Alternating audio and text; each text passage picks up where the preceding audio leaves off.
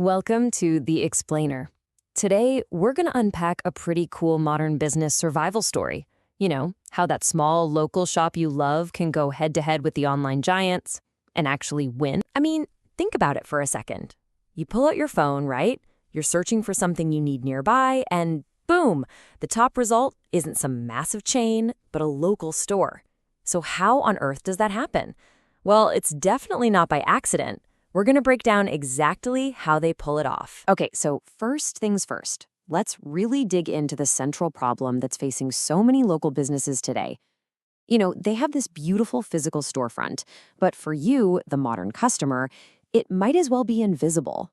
And to make this super clear, let's use the furniture industry as our example. And this really puts the scale of the opportunity into perspective. I mean, just in a single country like Cyprus, you've got thousands of people searching for furniture on Google every single day.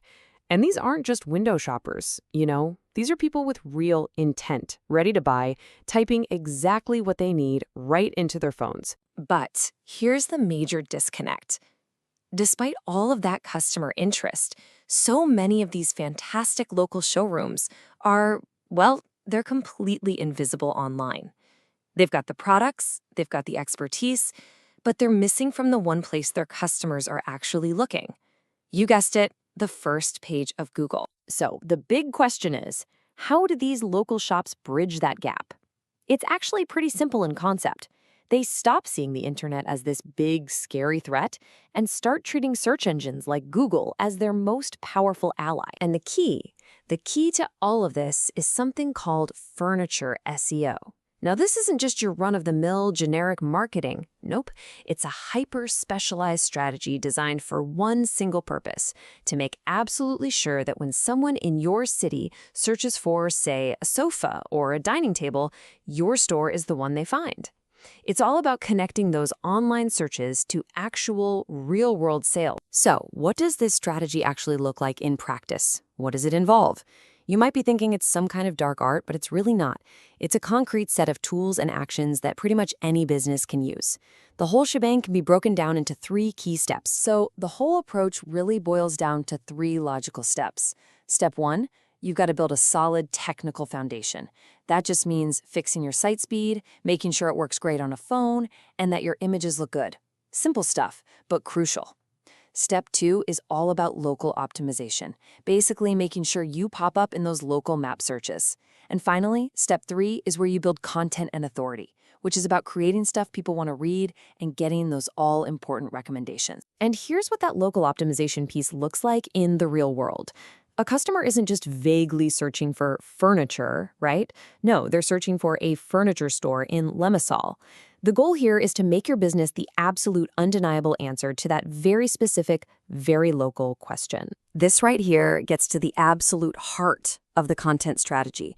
It means you're creating pages on your website that perfectly, and I mean perfectly, match what your customers are typing into Google. So if they're searching for, say, buy sofa Cyprus or custom dining table Nicosia, you need a page that speaks directly to that exact need. It's like you're raising a digital hand and telling Google, hey, over here, I have exactly what this person is looking for. Okay, and the final piece of this puzzle is what we call authority. In the online world, this comes from something called backlinks, which sounds kind of technical, but honestly, it's way simpler to just think of them as recommendations. You know, when a popular home decor blog or a local lifestyle site links to your store's website, they're basically giving you a huge vote of confidence. They're telling Google, hey, this place is the real deal. They're a trusted local expert. All right, so that's the theory, right? That's the toolkit. But the big question remains, does it actually work? Let's get to the good stuff, the results. This is where we see the strategy go from just clicks on a screen to actual, real-life customers walking right through the door. I mean, just look at this number. It's wild. One online decor brand put this exact strategy into action and saw their traffic from search engines just explode. We're talking a 280% boost. And get this, that happened in just 4 months. But here's the kicker. It's not just about online clicks. That's only half the story. For one brick-and-mortar store in Larnaca, the result was a 4-fold, that's a 4x, increase in actual customers walking through their doors. People found them online and then they physically came to the showroom. Now that is the real win. And this really brings us to the bigger idea, the main takeaway. Because this isn't just about furniture in Cyprus, right?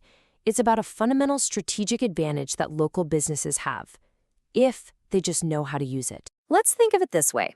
You've got these global e-commerce giants trying to sell to literally everyone on the planet. I mean, can you imagine the competition? It's massive. But a hyper-local strategy, it does the exact opposite. It's all about focusing on serving one specific community with a simple goal of becoming the go-to, trusted choice for the people in your own neighborhood. And if you remember one thing from this, let it be this. For a local business, the goal isn't to be found by the whole world. It's to be found by the right people. The people right next door who are actively, right now, looking for what you sell.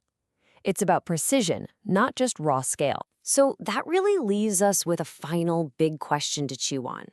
In a world that feels totally dominated by these global marketplaces and e-commerce behemoths, maybe the real path forward for small businesses isn't trying to compete on that massive global scale.